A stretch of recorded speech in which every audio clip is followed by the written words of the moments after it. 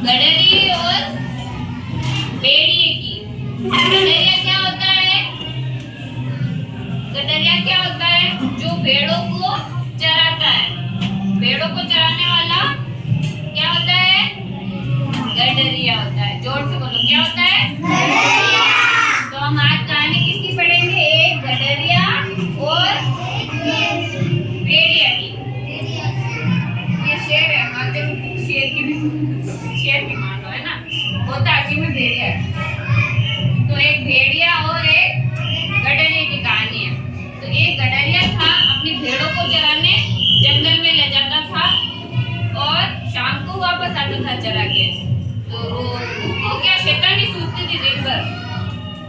एक दिन उसको शैतानी सूझी, उसने जोर जोर से चिल्लाना शुरू कर दिया। भेड़े चरा रहा था वो, तो उसने जोर जोर से चिल्लाना शुरू कर दिया कि भेड़िया आया, भेड़िया आया।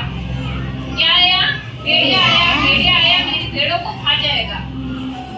तो ये जैसे उसने शोर शुरू किया तो आसपास के जो किसान थे, जो खेतों में काम कर रहे थे, वो दौड़ के आए कि कहाँ आया भेड़िया, कहाँ आया, लकड़ियाँ ले लेके आए।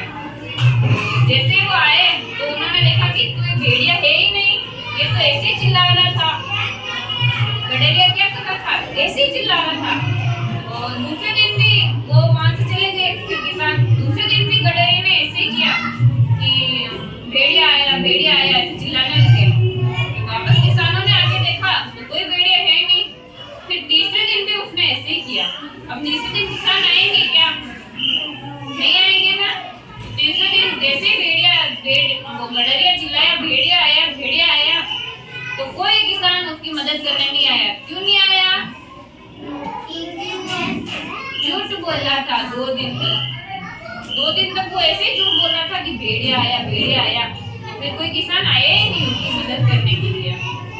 फिर वो अकेला खड़ा रहा चुपचाप लाठी लेके, और भेड़िया उसकी भेड़ को लेके चला गया जंगल में, खा गया उसकी भेड़ों को। फिर वो अकेला रोता रह गया ऐसे। तो इस कहानी से हमें क्या शिक्षा मिली? कभी झूठ नहीं बोलना चाहिए। Very good.